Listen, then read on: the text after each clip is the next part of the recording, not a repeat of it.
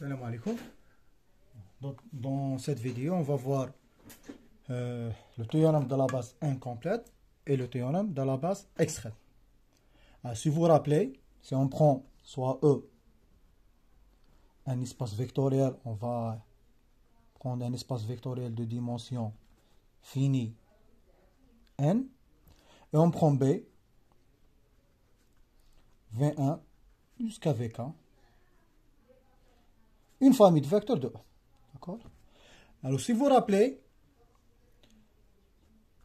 alors si cardinal de B est inférieur strictement à la dimension de n, c'est-à-dire Ck, alors la famille ne sera jamais génératrice. B n'est jamais génératrice. Alors, on a vu ça. Donc, si le cardinal est inférieur strictement à la dimension, cette famille ne sera jamais une base. La même chose, si cardinal de B est supérieur strictement à la dimension de n, alors B ne sera jamais libre. Donc, elle est liée. Donc, ce n'est pas une base. Par exemple, si on est dans R3, donc la dimension, c'est égal à 3. Si on prend deux vecteurs, une famille de deux vecteurs, alors cette famille ne sera jamais génératrice. Si on prend 4 vecteurs, par exemple, il est supérieur à 3, donc cette famille ne sera jamais libre. Ne sera jamais libre. D'accord? Elle est liée.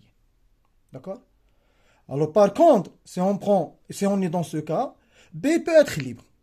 D'accord? Alors, si on prend un schéma, si vous vous rappelez, là, nous avons n qui est égal à la dimension de E. Là, cardinal de B inférieur strictement à n et cardinal de B est supérieur strictement à n.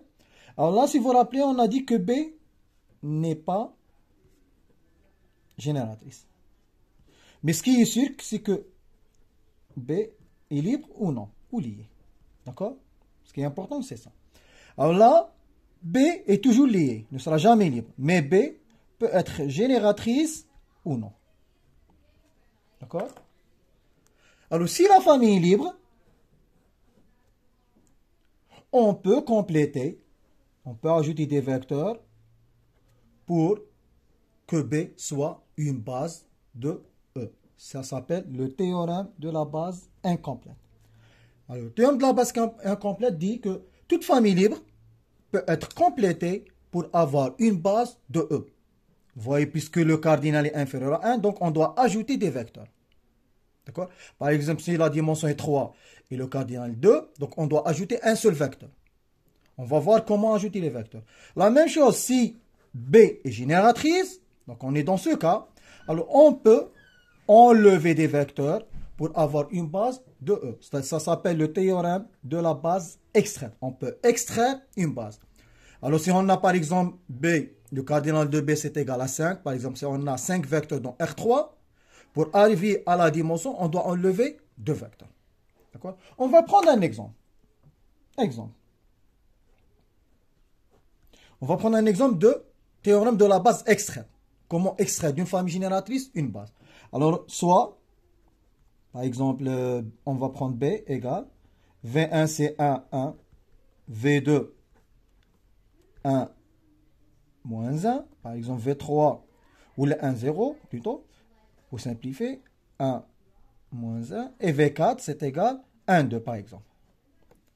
Vous voyez, B est inclus dans R2. D'accord? Alors là, le cardinal de B, c'est égal à 4, on a 4 vecteurs, et la dimension de E, qui est la dimension de R2, qui est égale à 2. D'accord? Donc cette famille ne sera jamais une base de R2, parce que la dimension 2 est cardinal, c'est égal à 4. Alors on va essayer de voir est-ce que B est génératrice. D'accord? Alors vérifions si B est génératrice. D'accord? Parce que la question se pose de la manière suivante. Il nous dit que montrer que B est génératrice, puis extraire de B une base de E. C'est ça la question.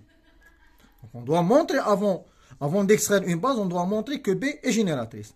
Donc, on applique la définition d'une famille génératrice. Alors, B génératrice, c'est seulement si on a besoin de 4 scalaires, lambda 1 jusqu'à lambda 4.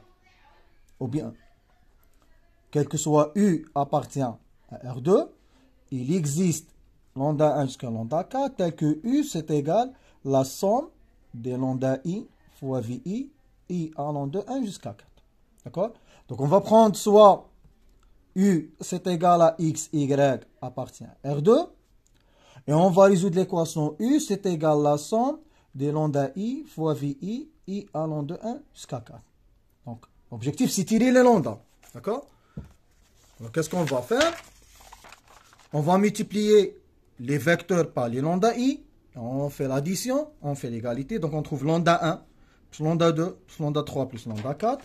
Donc, première, plus lambda 2 plus lambda 3 plus lambda 4 égale à X. Et la deuxième équation, on va trouver lambda 1 plus moins lambda 3, lambda 1 moins lambda 3 plus 2 lambda 4, lambda 1 moins lambda 3 plus 2 lambda 4 égale à Y. Normalement, c'est ça. Lambda 1, très bien. Donc, on applique la méthode de pivot de Gauss, sinon on peut directement tirer les lambda. Donc, c'est équivalent à dire, alors on va tirer le lambda de là, on a une infinité de solutions. On va considérer ce système triangulaire. Le reste des lambda seront des paramètres arbitraires. Donc, lambda 3, ça va être égal lambda 1 plus 2 lambda 4 moins Y. Et lambda 2, ça va être égal à X. Après, on fait lambda 1 plus lambda 2 plus lambda 3. Donc, nous avons moins 2 lambda 1.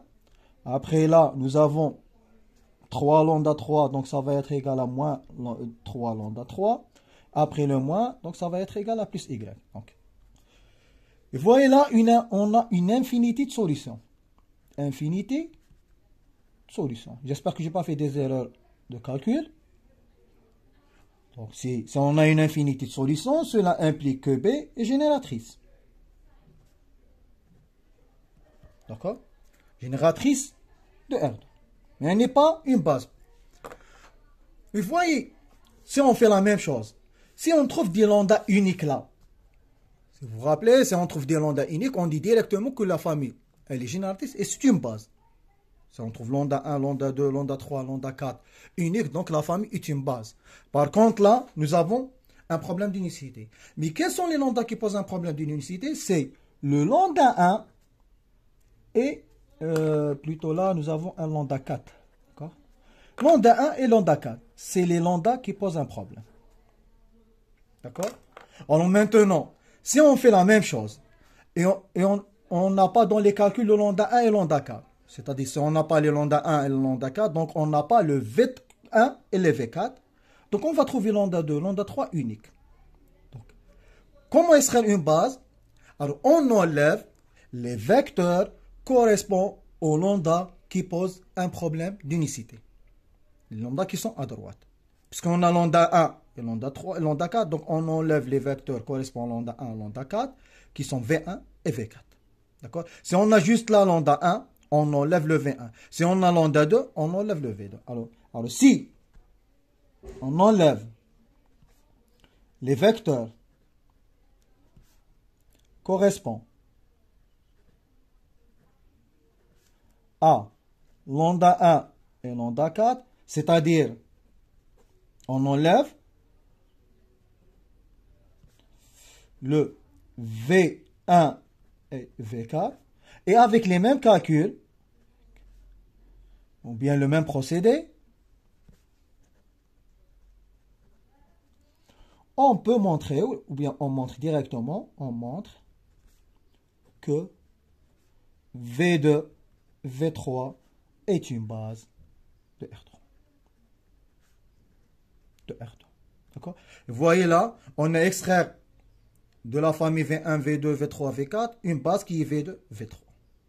Vous voyez, cette famille, ça sera une famille, une base de R3. Vous n'êtes pas obligé de montrer que cette famille est une base de R3. Parce que si si on considère cette famille, on va refaire les mêmes calculs, sauf dans le système, on n'a pas le lambda 1 et lambda 4. Donc, automatiquement, nous avons ce système.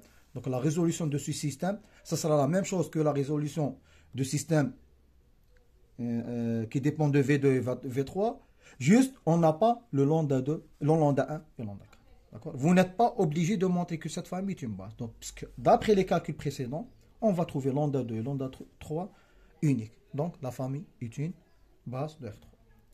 D'accord? Donc, le théorème de la base extraite, pour extraire les vecteurs, on enlève les vecteurs qui correspondent aux paramètres. C'est-à-dire au lambda qui pose un problème d'unicité. D'accord? Maintenant, on va prendre un exemple de théorème de la base incomplète. Donc, on va prendre par exemple F, un vecteur V1, ou bien W1 c'est 1, 1, 1, et W2 c'est 1, moins 1, par exemple 0. Donc, cette famille, donc, il est clair que W1, W2 est libre. Donc, vous voyez, W1 est différent de alpha fois W2. Sinon, on applique la définition, on peut montrer que W1 et W2 est une famille libre. Alors, la question, c'est montrer que F est libre, puis compléter pour avoir une base de R3. Voyez le cardinal de F. Le cardinal de F, c'est égal, le cardinal de F plutôt, c'est égal à 2. Par contre, la dimension de R3, c'est égal à 3. Donc, on doit ajouter un vecteur pour avoir une base de R3. Alors, comment ajouter un vecteur? Alors, on va noter par exemple soit W3 appartient à R3 tel que W1, W2, W3 soit une base de R3. Ou bien on dit que cherchons W3 de telle sorte que cette famille soit une base de R3. Alors la méthode est très simple. Pour que cette famille soit une base de R3, il faut que le déterminant soit différent de 0. Donc, on écrit W1, W2 et W3. D'accord? Alors la première, on va écrire le W1, c'est 1, 1, 1. Le deuxième, on va écrire 1, moins 1, 0. Et la troisième, on va essayer de trouver là un troisième vecteur de telle sorte que ce déterminant soit différent de 0. Alors, on ne va pas poser ce vecteur d'une manière aléatoire, mais on va essayer de trouver une solution. Alors, qu'est-ce qu'on fait? On détermine de ces deux vecteurs une matrice de plus grande taille, c'est-à-dire 2, 2, de déterminants différents de 0. Donc, par exemple, si on prend cette matrice. Alors, sinon, on prend cette matrice. L'essentiel, le déterminant doit être différent de 0. Vous voyez, ce déterminant est égal à moins 2. D'accord? Alors, qu'est-ce qu'on met? Alors, on met devant la matrice des 0 et après, on met un 1. C'est-à-dire, on complète avec la base canonique. Si on calcule le déterminant, alors si on calcule par exemple par rapport à cette colonne. Alors, c'est 1, on enlève cette ligne et cette colonne et on trouve le déterminant. Le petit déterminant de la matrice 2, 2, qui est différent de 0. C'est-à-dire, ce déterminant, c'est égal à la même chose que ce déterminant avec un signe plus ou moins. D'accord? Donc, ce qui implique que W1, W2 et W3 est une base de R3. Hein? Par exemple, si on veut aller plus loin que ça, par exemple, supposons on a deux vecteurs. Par exemple, U1 qui est égal à 1, par exemple, moins 1, 1 moins 1, par exemple, moins 1, 0. Et deuxième, c'est moins 1, 1, 2, 1, par exemple. Là, on va noter U2. Vous voyez là, on travaille dans R3, dans R4. Donc, il est inclus dans R4. On va noter cette famille, une famille G. Vous voyez, le cardinal de G, c'est égal à 2. Et la dimension de R2, de R4, c'est égal à 4. Donc, on doit ajouter deux vecteurs. Alors, il est clair que G est libre. Hein. On peut montrer ça, c'est très simple. Maintenant, on doit compléter par deux vecteurs. Donc, qu'est-ce qu'on fait? On met la U1, U2, et on doit ajouter deux vecteurs. Donc, c'est 1, moins 1, moins 1, 0. Après, moins 1, 1, 2, 1. Et là, on doit ajouter, on va noter U3, U4, d'accord? Deux vecteurs de telle sorte que ce déterminant soit différent de 0. Alors là, on va chercher un déterminant. Par exemple, si on prend ce déterminant, vous voyez, c'est 1 moins 1, c'est 0. Donc, ça ne marche pas. Par exemple, si on prend ce déterminant, vous pouvez prendre, par exemple, on peut prendre ces deux lignes, ou bien cette ligne avec cette ligne. L'essentiel, le déterminant doit être différent de 0. Vous voyez, ce déterminant, c'est égal à moins 1.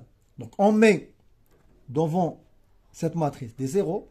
Et après, toujours, il nous reste là une matrice carrée. Alors, qu'est-ce qu'on met dans la matrice qui reste? On met l'identité. Là, puisque c'est une matrice de 2, on met I2. Tout simplement. Donc, c'est 1, 0 et 0. On met là l'identité. Après, lorsqu'on calcule ce déterminant, on met à côté des 0. Après la matrice qui nous reste, on met l'identité. Donc, c'est 1, 0, 0, 1. Et sans faire les calculs, on est sûr que ce déterminant, c'est égal à ce déterminant avec un signe près. C'est-à-dire plus ou moins. Pourquoi? Parce que on calcule ce déterminant par rapport à cette colonne. Donc c'est égal. Plus, moins, plus, moins, plus. Donc, ce sera un moins. On enlève cette ligne et cette colonne. Cette ligne et cette colonne. Après, on calcule par rapport à cette colonne. Donc, c'est 1 et on enlève cette ligne et cette colonne. Ah, on trouve ce déterminant. Avec un signe moins. D'accord? Ce qui implique, là, que U1, U2, U3, U4 est une base de 1. Vous voyez, c'est comme ça qu'on applique la méthode de la théorème de la base incomplète et théorème de la base extraite.